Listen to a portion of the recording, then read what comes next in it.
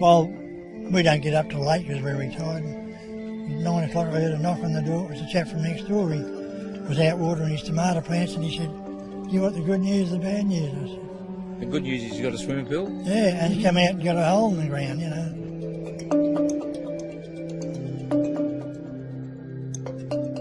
Oh my goodness. It's hard to explain, you know. A hole in the backyard. And as we've been out here watching it all morning with our neighbours, it's got bigger and bigger and bigger. And I think, when's it going to stop? What it is old workings, old mine workings. We've identified the fact that there's a shaft put in here many, many years ago, and we've been in contact with the mines department. They're sending a team up here.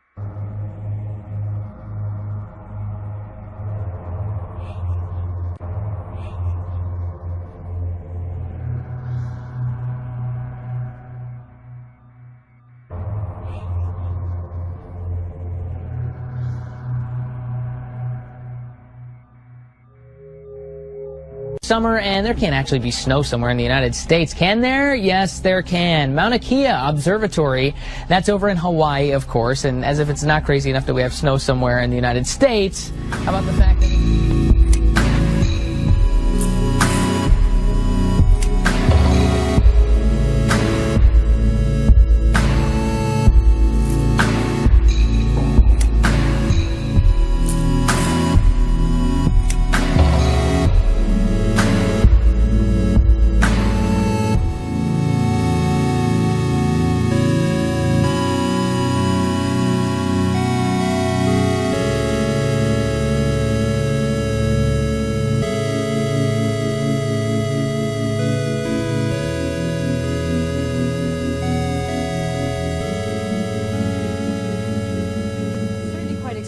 Becky, because the weather woes never seem to end in this country for weeks, even months. People in this country have been really just praying for one thing, and that is for the monsoons to arrive, because after 2 years of drought, their farmland has been desecrated. There's been this heat wave that's been sweeping across the country, killing hundreds of people. And now it's the monsoons that are killing people. As you mentioned, 90 people killed just in a matter of 24 hours, mainly in this one state of Bihar. Most of the people who died were farmers, because this is a time as the monsoons arrive when farmers are out planting.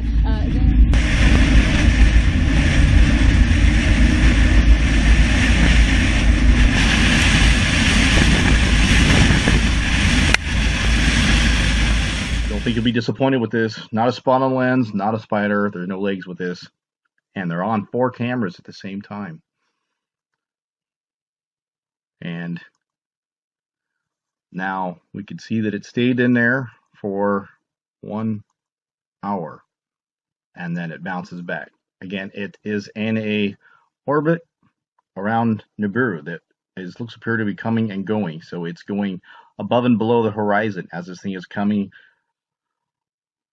at us and away from us as it approaches us and then retreats as it goes around Nemesis. Next, I'm going to show you, please pay attention to the time here. This is the second at the same time. No, this is over Italy, and now we've got Switzerland at the same time. We've got the same object. And let me do the time lapse on this one. Yes. Look how big it's getting. You can start to make out the plasma tail. And the camera setting here looks like 400 ISO. Not quite visible with the naked eye. Look at that. That thing's just getting bigger. And you can almost make out the redness of this thing. Oh my gosh. I've never seen this thing so big. It's getting close. Wow. You continue running the time lapse here, and then it disappears, and it reappears again. Again, it's the shadow. It's still facing the northwest. The actual planet is in the north southeast. What you see here, everybody, is a thing called SunCalc. And what it does, what this program does, is it shows you where the sunrise and the sunset should be relative to your position. So an example here, this is where I am right now, where this red dot is. This is where I'm located. And basically it's saying that the sunset should happen at this, or the sunrise should happen on the yellow line, and the sunset should happen on this red line. Okay? Now, here is the important thing that I want to bring up right away this morning.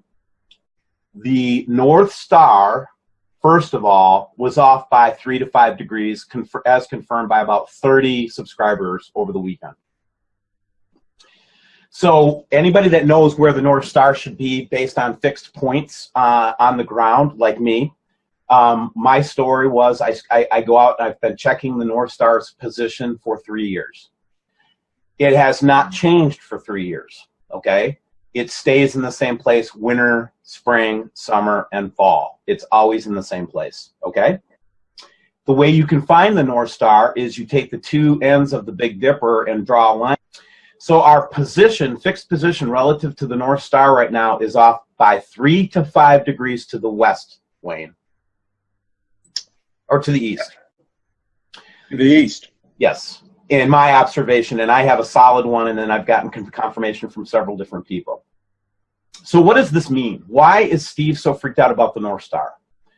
The reason Steve is freaked out about the North Star is it's the one fixed point that we all can, everybody in the earth, can validate the North Star being in a position if they have two fixed points on the earth. Okay? I have now enough information to tell you from astrophysicists, astronomers, and people that have given us feedback at WSO, they all tell me that we're correct, Wayne. That the North Star has moved 3 to 5 degrees to the east. The implications of this, Steve, is, well, it's very disturbing. Yes.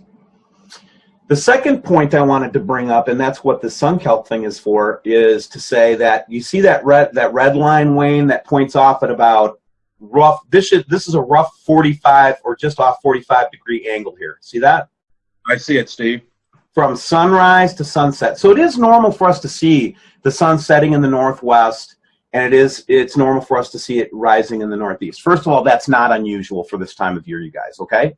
What is unusual, though, and if you can you see my little hand? Yes. When I looked at the sunset for the last 2 nights, the sunset has been here, where my hand is. About 22 degrees, Wayne. Which, by the way, Steve, as you know, when you called me on Saturday, and I immediately went in and checked my compasses, I registered and recorded the same anomaly. And here in the Denver area, we were off by about 22 to 27 degrees to the northwest. And it didn't change. In fact, Steve, I posted on my YouTube channel a recording of where I actually filmed the needle of the compass actually oscillating back and forth. And that was Saturday.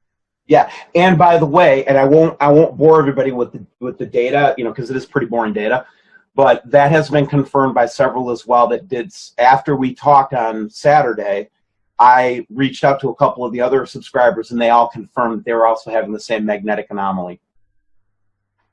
I actually know a pilot friend who told us yesterday that he's a private pilot, that he can no longer rely on his compass. I said, well, how do you get from point A to point B? He says that they use a gyro software that is more directly linked to GPS as opposed to trying to follow magnetic north. Yeah, let me, having been an ex-avionics guy, I can give you a little insight into that. There's a thing called a gyroscopic internal navigation system that, yeah. So those systems don't even require GPS, by the way, Wayne. Well, thank you. See, I'm a novice. I ride in them. I don't drive them. Right. No, that's okay. It's a very strange thing that I'm an expert in it because the Air Force made me one. Good. So we used to navigate with our primary navigation before GPS came online was a thing called PAC-AN. The civilian world has a similar thing, and basically those are fixed points on the Earth that transmit signals that basically are waypoints, okay, across the country. So you can navigate as a commercial military, or as a military pilot, you can navigate by TACAN, you can navigate by compass, you can navigate with GPS, and then and then the last thing is called internal navigation system, which is a gyroscopic device that uses the Earth itself as its waypoint. But doesn't rely on celestial observations or anything like that. It just knows where you are relative to fixed points. Hi. So this is Solar System Scope, and we can see this is the actual time and planet we're at right now with our universe. I'd like to show you a couple things where we're at and where these objects actually are. As I said before, so if you click on this little Earth, click on here, and then we can see the different views. And most of these were over Italy and Germany. And we can see, well, when you click on the scope here, when I said that we were looking at the shadows to the northwest, that would have been right about here. And at this time, so everything I'm doing is all happened within 30 minutes. It is 6:40 Pacific time. So I'll leave a link in the description because it's happening now. And so the southeast is where this whole thing's going as it settles down, I think. Just about in here somewhere. It's probably, again, this is our horizon. This is our Earth's ecliptic plane. Through the plasma field, which is going to stop the Earth, pole shift. The rich people are going to hide in their cities, which a lot of Christians believe that this is going to be a six-seal judgment, and I'm one of them. And how can I stay calm? Because the world is not falling apart. Everything is falling into place, just the way God told you it was. So I wanted to show you one other planetary alignment that I think is important. And, you know, I'm just looking at the elections, predictive programming, Neptune, the signs. I look at Bible prophecies where I get these alignments. And one alignment that I find very interesting is the Sun, Moon, Earth, Neptune in the Aquarius on August 31st. I've heard this date before, this alignment with Neptune, because it's a water planet, like in the days of Noah. I think they had an ancient flood when the water planet is in alignment with Aquarius. This is like a time clock. People were confirmed dead and 13 others remain missing after heavy rain caused flash floods and landslides in East China's Jiangxi province, South China's Hunan, Guizhou, Guangdong provinces, and Guangxi Autonomous Region. According to the local government, as of 6 p.m. on Wednesday, floods had left 3 people dead in Jiangxi. So far, 21,000 people in the province have been relocated, and another 10,000 people are in dire need of assistance. In Hunan, continuous rain resulted in swollen rivers, landslides, and mud rock flows. The Provincial Flood Control and Drought Relief Headquarters said on Wednesday that 3 people died in Hengshan County. Meanwhile, 4 others were reported missing. About 530 houses collapsed and nearly 12,000 people were evacuated. In Guangxi, one person was killed when a house collapsed in torrential rain. 2 were swept away by floods, while another was buried by a landslide.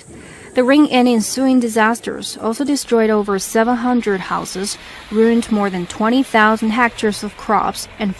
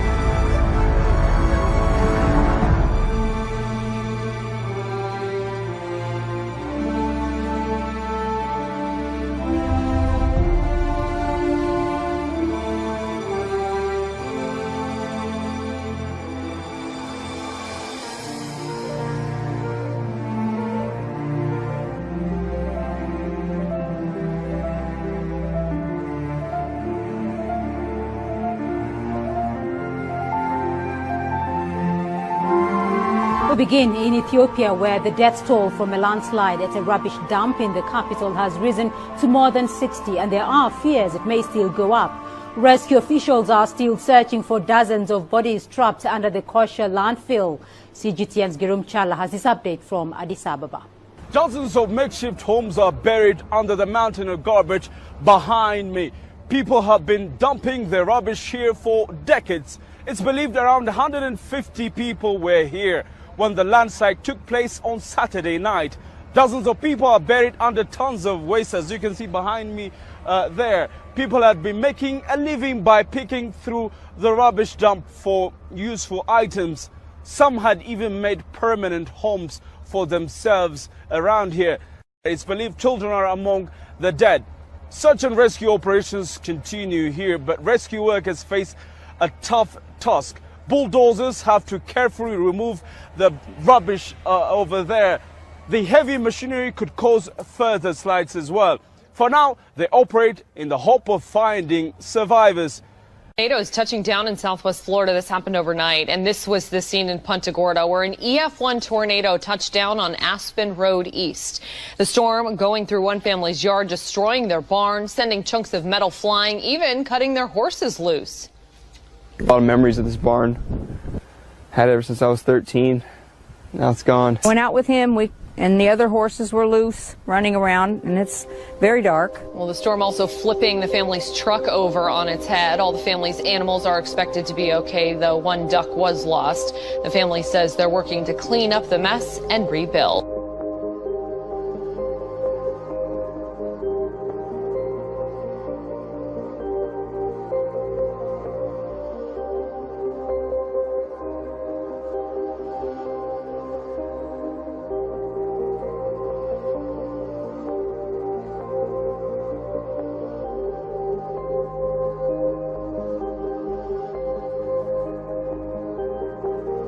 China's National Observatory has raised its orange alert for frozen roads in the country's western Tibet autonomous region. A snowstorm and frigid temperatures have led to road and highway closures. A blizzard swept the Shikaze, Ali, and Shannan areas on Friday and Saturday. Snow drifts were 30 to 50 centimeters deep in the urban areas of several counties in Shikaze. Well, the power supply in downtown Jilong was also temporarily cut down. Local authorities are clearing the roads, so they also distributed food and livestock feed in advance to help villagers brace for the snowstorm. Maurice Christine, good evening. It is low tide here, but high water on the Great South Bay, where streets flooded and folks were forced to stay inside. Cars caught in salt water, a big problem. The rainy, wintry mix melted, and even several hours after noon's high tide here on Suffolk's South Shore, streets in low-lying areas were impassable. All eyes are on that massive storm. Take a live look at Wrigley Field in Chicago. The snow starting to come down right now. The roads messy, there this morning. They're bracing for up to half a foot of snow today. Highway havoc in the Midwest, a late winter storm slamming millions from Iowa to Minnesota. Awful. I didn't expect it to get this bad. It's intense. So crazy. Plummeting temperatures, freezing freeways, sending cars sliding off the road and into each other. The treacherous conditions causing this 24-car pileup outside of Minneapolis. Wind and waves from Lake Ontario, along with freezing temperatures, engulf this New York house in ice. Surprisingly, this isn't out of the ordinary. Delays in the Twin Cities as airlines scrambled to de-ice planes stuck on the tarmac. A frigid blast blowing across the region overnight, dumping close to 10 inches of snow from the Dakotas to Iowa. Another 24 inches expected in some areas by Wednesday. But merciless sub-freezing temperatures, disastrous near Detroit. 65,000 people in the area still without power. And officials now say carbon monoxide poisoning from generators have left 2 people dead. In this northern Detroit home, a mother and her 2 young children hospitalized. This morning, across the Northeast, 60 million residents are bracing for the winter wallop as it barrels.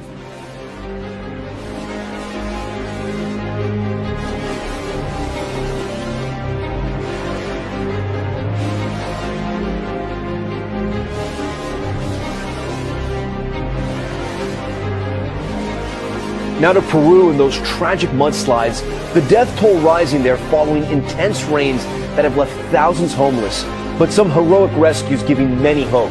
Here's ABC's Marcia Gonzalez.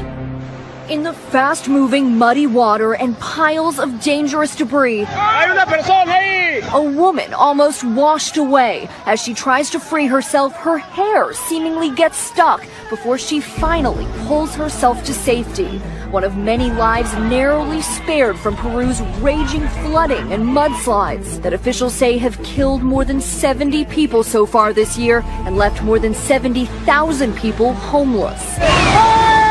Tonight, as intense downpours overwhelm towns and send rivers pouring over their banks, desperate rescues are underway. Near the normally dry capital city of Lima, dozens of people crowd onto rooftops above washed-out streets. Zip lines being used to bring families and pets over fast-rising water. Others are forming human chains to get to dry ground. Tonight, half of the country is declared a state of emergency. Officials say this is the worst flooding in Peru in nearly 2 decades, with much more rain still expected.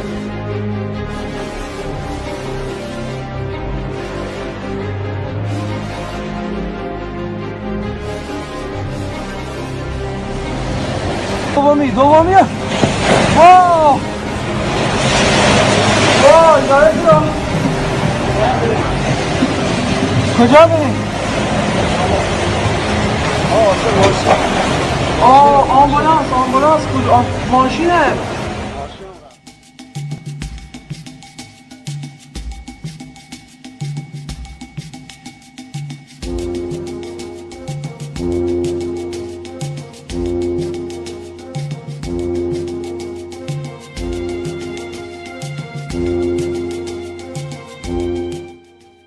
Started taking everything up. My trash cans were flying everywhere. My tent was flying everywhere. I was kind of hanging on it, like almost like a monkey in a sense, trying to hold everything down.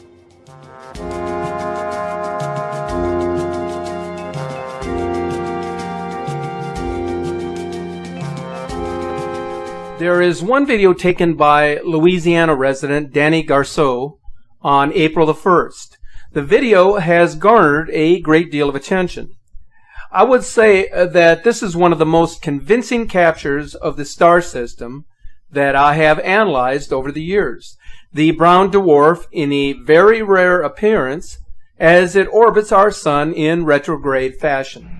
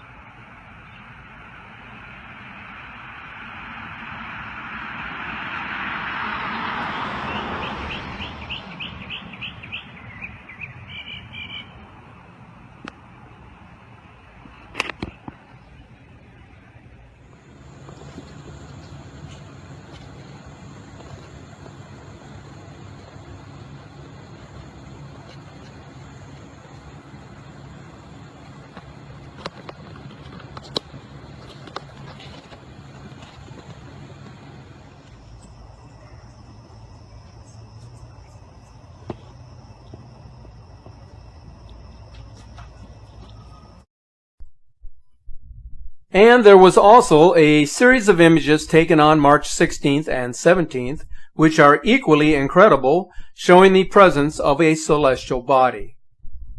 These images are posted on our Facebook page and can be viewed close up.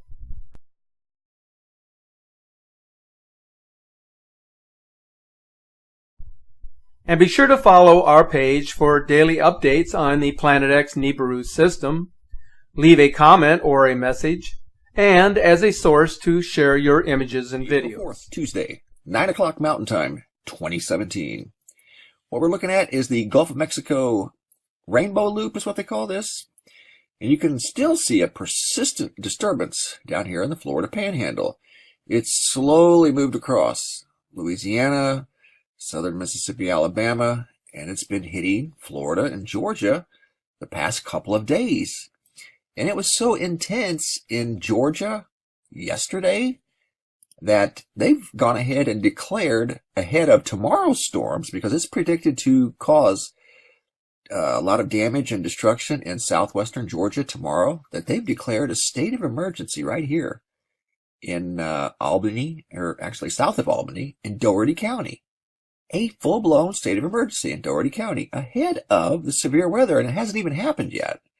And it's because the weather that they got yesterday was so bad, so strong, so intense, that they're not taking any chances.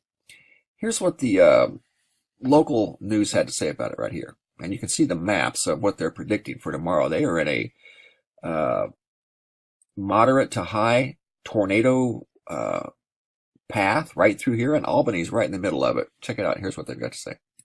State of emergency has been declared for Dougherty County ahead of tomorrow's storm. The National Weather Service shows Dougherty County could possibly see strong, long-track tornadoes with destructive wind gusts as high as 70 miles per hour.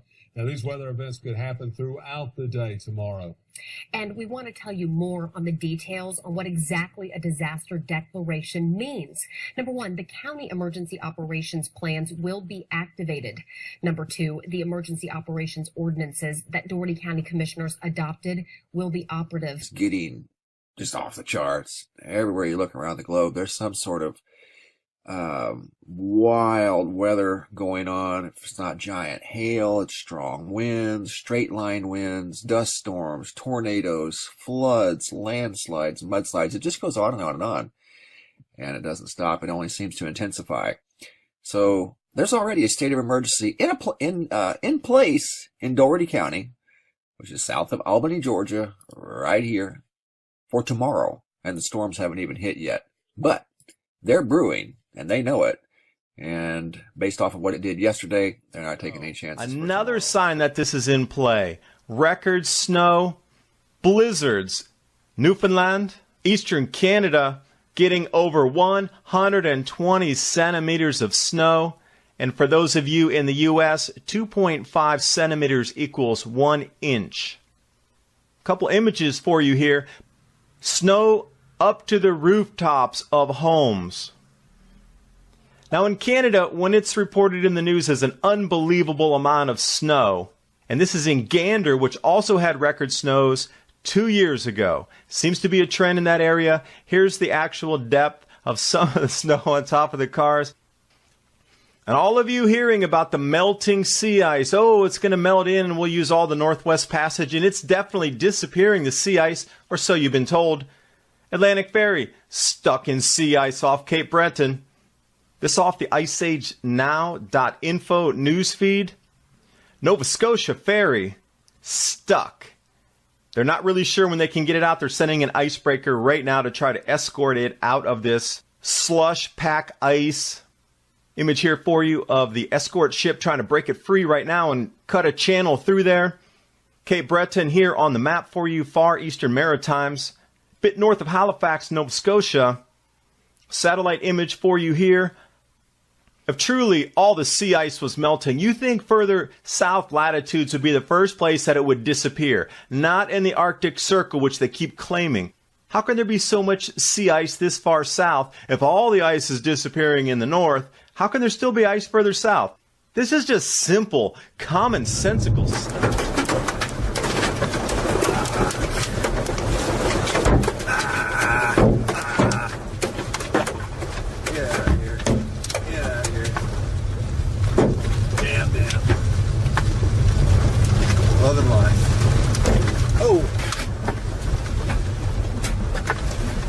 all that coming? Oh! Where are my safety glasses? Ah! Yeah. Man, those came out of nowhere. That sucker that got me.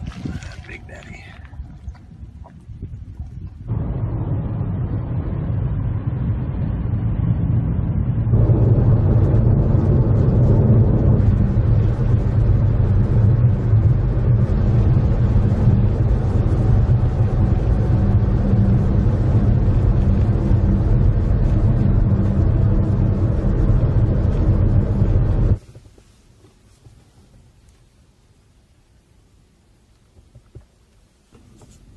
Well guys, got 3 tornadoes today and some beautiful lightning and destroyed another window with hail, but more important news, we lost 3 storm chasers today.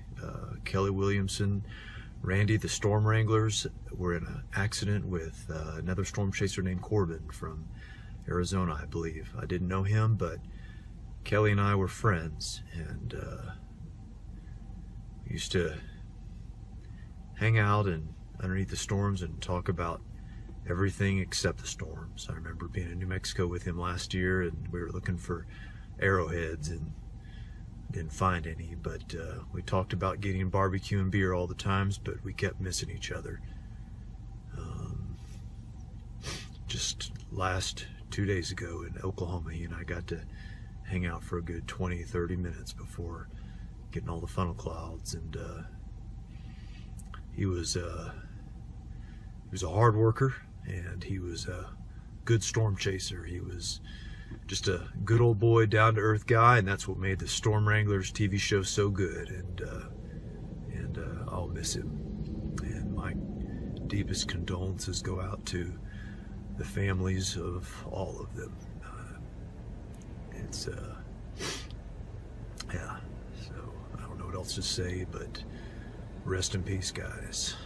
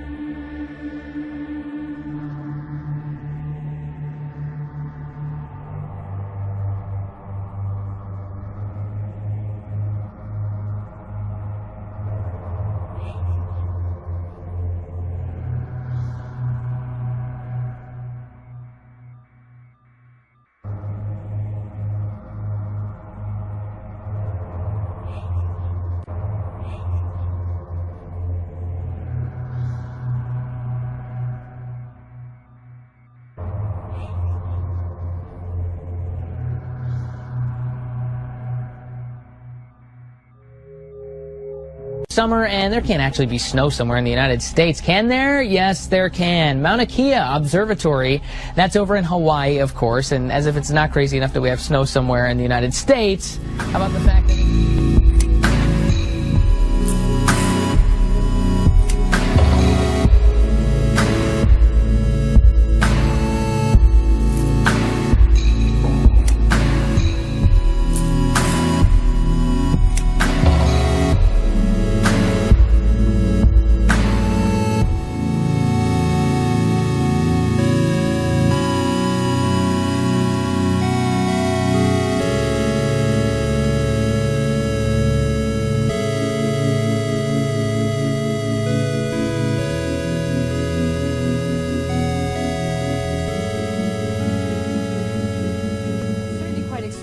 Becky, because the weather woes never seem to end in this country for weeks, even months. People in this country have been really just praying for one thing, and that is for the monsoons to arrive, because after 2 years of drought, their farmland has been desecrated. There's been this heat wave that's been sweeping across the country, killing hundreds of people. And now it's the monsoons that are killing people. As you mentioned, 90 people killed just in a matter of 24 hours, mainly in this one state of Bihar. Most of the people who died were farmers, because this is a time as the monsoons arrive when farmers are out.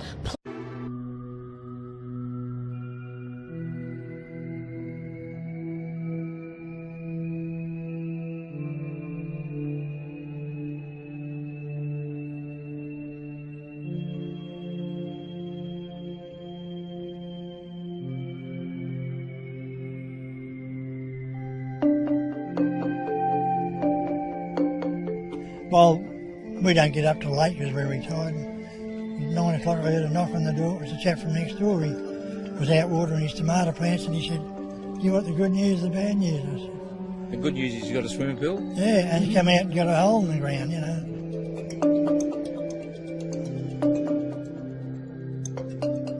Oh my goodness.